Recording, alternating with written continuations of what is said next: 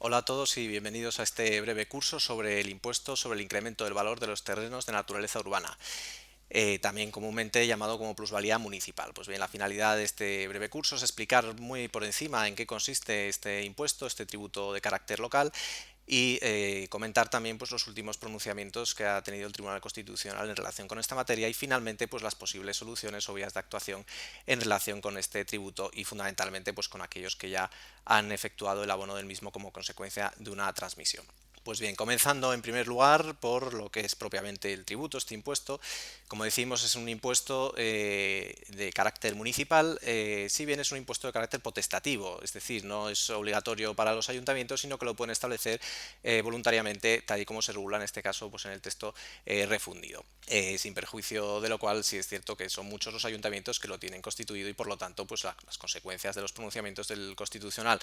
a nivel económico pues son importantes. Bien, el régimen jurídico se encuentra previsto en los artículos 104 a 110 del Real Decreto Legislativo 2/2004 de 5 de marzo, por el que se aprueba el texto refundido de la Ley Reguladora de las Haciendas Locales. No obstante, también debemos tener en cuenta, por una parte, la aplicación de la Ley General Tributaria en todo aquello que se refiere a la gestión, la liquidación, la inspección y la recaudación de los tributos locales y, evidentemente, pues también de esta plusvalía municipal. Y por otra parte, deberemos también tener en cuenta las ordenanzas fiscales de cada ayuntamiento, que si bien se refieren fundamentalmente a aspectos organizativos internos y de funciones o distribución de competencias entre sus órganos,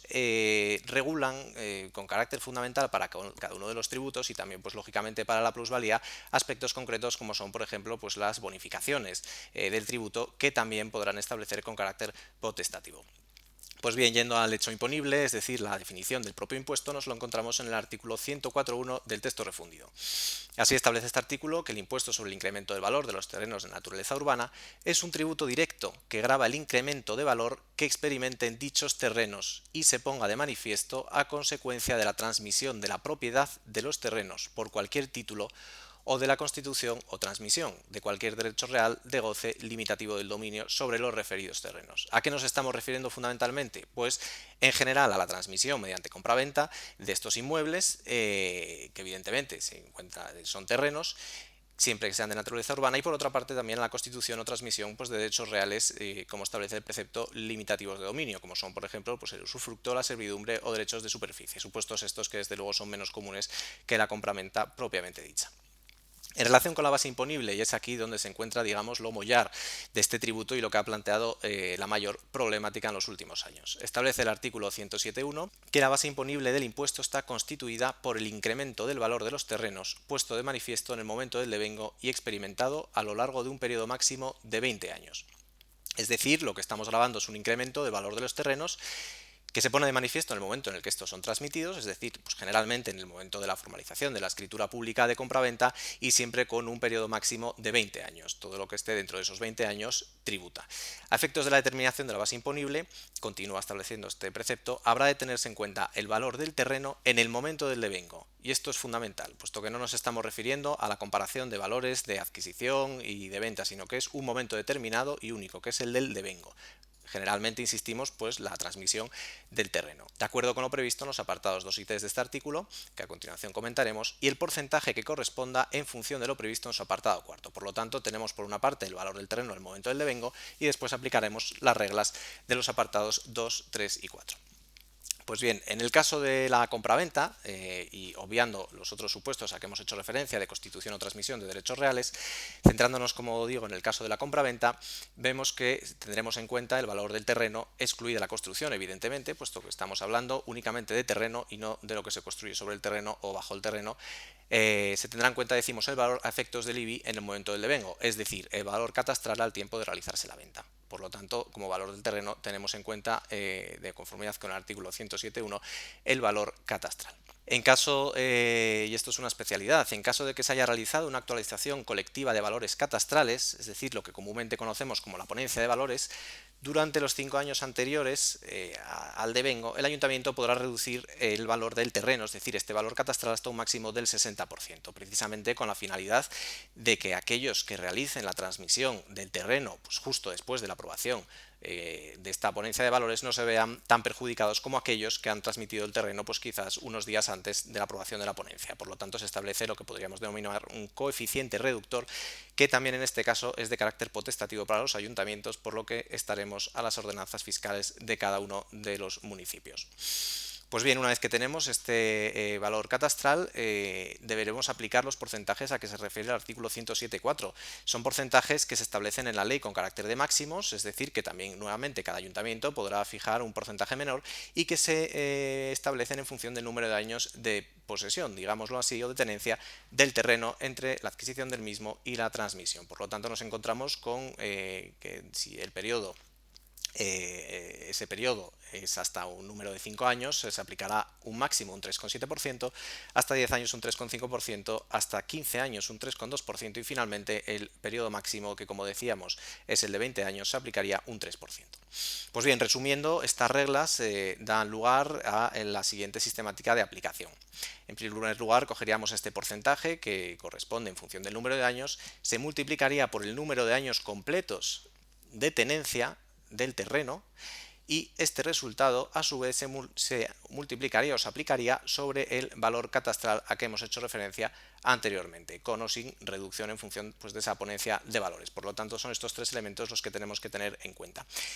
La aplicación de estos tres factores nos daría la base imponible. Y aquí, como sucede en cualquier otro tributo, a la base imponible le aplicaríamos el tipo de gravamen, que en este caso la ley también establece un máximo de un 30%, que podrá ser reducido por los ayuntamientos a través de sus ordenanzas fiscales. Finalmente, con esta cuota íntegra aplicaríamos en su caso las bonificaciones, pues por ejemplo, como son la bonificación más habitual, que es la que se aplica a los supuestos de transmisión mortis causa de vivienda habitual, es decir, la transmisión hereditaria de la vivienda habitual del causante. Y finalmente daría la cuota líquida y el ayuntamiento dispone el artículo 110.4 del texto refundido. Una vez realizado este cálculo, mediante generalmente el sistema de autoliquidación, se limitará a comprobar que en esta autoliquidación se han aplicado correctamente las normas, sin que se puedan atribuir valores bases o cuotas diferentes. Y esto es fundamental. Lo que nos está diciendo aquí el artículo 110.4 es que el ayuntamiento no podrá en ningún caso entrar a valorar si efectivamente se ha producido ese incremento de valor comparando precios o comparando valores entre la adquisición y la venta, sino que única y exclusivamente puede comprobar que se han hecho correctamente los cálculos mediante la aplicación de los porcentajes. Pues bien, dicho lo anterior, vamos a ver un supuesto práctico del cálculo de una plusvalía, pues para ver si así puede quedar este supuesto de aplicación de base imponible más claro y así pues también entenderemos mejor los pronunciamientos del Constitucional y la problemática actual. Bien, pongamos que se produce una venta de un inmueble el 1 de marzo del año 2017. El valor catastral del inmueble es de 240.000 euros. Pues bien, tomamos como fecha de adquisición el 1 de enero del año 2010, es decir, 7 años antes. Y pongamos también que la última ponencia de valores, valoración colectiva siempre del ayuntamiento, ha sido aprobada en el año 2011. Pues bien, esto nos da lugar a una consecuencia fundamental que tenemos que tener en cuenta. En caso de que exista esa posibilidad de reducción del valor catastral de que hablábamos anteriormente hasta el máximo del 60%, en este caso no sería de aplicación, por la sencilla razón de que la ponencia de valores es del año 2011 y únicamente se podría aplicar la reducción 5 años después de la ponencia. Al haberse realizado la venta en el 2017 ya estamos fuera de ese periodo de 5 años.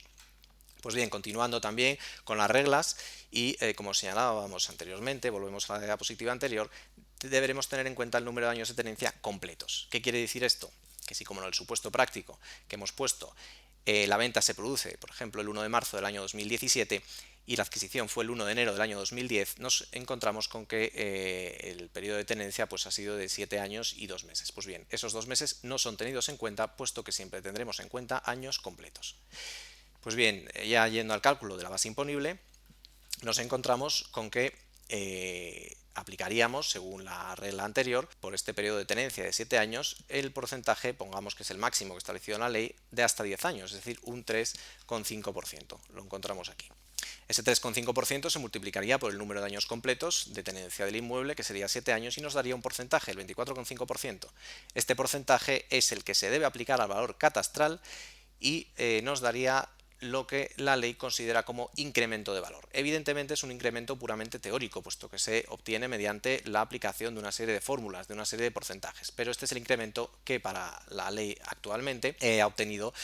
precisamente ese terreno. un incremento de 58.800 euros. Esto es la base imponible. Finalmente, aplicaríamos a esta base imponible el tipo de gravamen. Si también suponemos nuevamente que estamos ante el tipo máximo del 30%, obtendríamos finalmente una cuota líquida de 17.640 euros. Pues bien, estas serían las reglas de cálculo, que son sencillas y, como decíamos anteriormente, insistir también en esta idea que es fundamental: el ayuntamiento únicamente puede limitarse a comprobar que estas operaciones se han realizado correctamente. ¿Qué ha ocurrido tras las sentencias del Tribunal Constitucional? Y en este caso, pues por resumir un poco la cuestión de actualidad, lo cierto es que con carácter previo a la Ley de Haciendas Locales del año 2004 existía una regulación de cálculo de esta base imponible muy diferente. Anteriormente, el Real Decreto Legislativo del año 86 establecía que la base imponible se calculaba mediante la diferencia entre el valor corriente en venta del terreno al comenzar y terminar el periodo de imposición. Es decir, se estaba haciendo una auténtica comparación entre los valores corrientes de venta y de adquisición. Posteriormente, con la finalidad de facilitar los cálculos para los ayuntamientos, se estableció esta regla del llamado método del cálculo. Si bien es cierto que se estaba en ese momento en la idea de que el precio de los inmuebles siempre iba a ser superior, siempre iba a verse incrementado. Por desgracia, el estallido de la burbuja inmobiliaria dio lugar precisamente a que el precio de los inmuebles bajase, con lo cual esta regla del método de cálculo y de incremento puramente teórico y además necesario, puesto que siempre se produce un incremento, dio lugar pues a situaciones verdaderamente injustas, en las que, a pesar de que con ocasión de la venta de una serie de inmuebles obteníamos pérdidas económicas, puesto que el precio de venta era inferior al precio de compra, existe la obligación o existía la obligación de tributar por la plusvalía municipal. Pues bien, ante esta situación, algunos juzgados de lo contencioso administrativo y también tribunales superiores de justicia, comenzando fundamentalmente por el de Cataluña y seguido también pues por numerosas comunidades autónomas, consideraron que aquellos supuestos en los cuales no existía un incremento real eran supuestos de no realización del hecho imponible. Por el contrario, otros juzgados plantearon cuestiones de inconstitucionalidad por considerar que la regulación actual del tributo no permitía en ningún caso un supuesto de no realización del hecho imponible. Es decir, siempre, necesariamente, en función de la regulación de la ley, debía existir ese hecho imponible, aunque fuese ese incremento de valor, aunque fuese puramente teórico. Y fueron estos juzgados los que plantearon cuestiones de inconstitucionalidad ante el Tribunal Constitucional por posible vulneración del principio de capacidad económica del artículo 31.1 de la Constitución española. Así, a título ilustrativo, pues son las sentencias del Tribunal Constitucional 26/2017, que resuelve el recurso de inconstitucionalidad interpuesto por un juzgado de lo contencioso administrativo, en este caso relativo al territorio histórico de Guipúzcoa, y por lo tanto la norma a enjuiciar no era la norma estatal, sino una norma foral. Posteriormente surgió la sentencia 37/2017 de 1 de marzo, que también nuevamente enjuiciaba una norma foral, en este caso del territorio histórico de Álava. Y finalmente la recientísima sentencia del Tribunal Constitucional de 11 de mayo del año 2017, que, reproduciendo las anteriores, puesto que los argumentos servían perfectamente dado que la redacción de los preceptos era idéntica, declara la inconstitucionalidad de los artículos 107.1 y 107.2a, y también el 110.4, que, recordemos, es aquel artículo que preveía que el ayuntamiento únicamente podía comprobar la correcta realización de los cálculos, pero en ningún caso entrar a valorar si se había producido o no un incremento del valor real de los terrenos. Pues bien, como pronunciamientos fundamentales de esta sentencia del Tribunal Constitucional, pues podemos tener en cuenta los siguientes, el que a mi juicio contienen, pues desde luego, la parte nuclear de este enjuiciamiento. Así, por una parte, señala el Tribunal Constitucional que, aunque es plenamente válida la opción de política legislativa dirigida a someter a tributación los incrementos de valor mediante el recurso a un sistema de cuantificación objetiva de capacidades económicas potenciales, que es lo que sucede en este caso, puesto que, como vemos, la cuantificación se realiza no mediante una serie de informes o dictámenes, sino de forma objetiva, mediante la aplicación de fórmulas, señala, en lugar de hacerlo en función de la efectiva capacidad económica. Sin embargo, una cosa es grabar una renta potencial, que sería el incremento de valor que presumiblemente se produce con el paso del tiempo en todo terreno de naturaleza urbana,